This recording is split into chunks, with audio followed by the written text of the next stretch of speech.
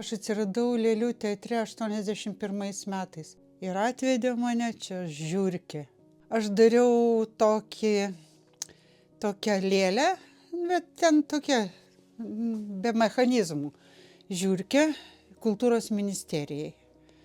Į tą Žiurkę dalyvavo kultūros ministerijai, ten tokiam renginy, vidiniam. Ten manęs paprašė ir ją pamatė Mazūras. Ir Mazūras pasakė, duok man tą žmogų, kuris tą lėlę pasiuvo. Buvo labai baisu, nes ką aš mokėjau? Aš mokėjau lipdyti, mokėjau tapyti, mokėjau paišyti, bet drožti aš lėlių nemokėjau.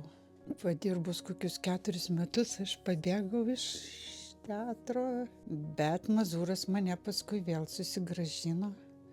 Bet prieš tai aš buvau dekoratorė, tada jau paskui susigrąžino kaip skulptorė, dekoratorė ir paskui dar kartą pabėgau.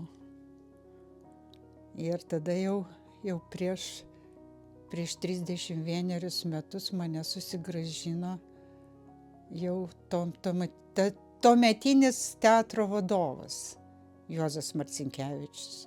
Jis pasakė, gal tu grįžk, nes tave samdyti yra per brangu. Dirbau butafore, lėlių konstruktorė ir skulptorė. Ir paskui, kai atėjo pensijos laikas, nutariau, kad reikia užleisti jaunesniam, perėjau į rekvizitą. Man viskas buvo įdomu. Aš kai atėjau į teatrą, aišku, išskyrus atlyginimą.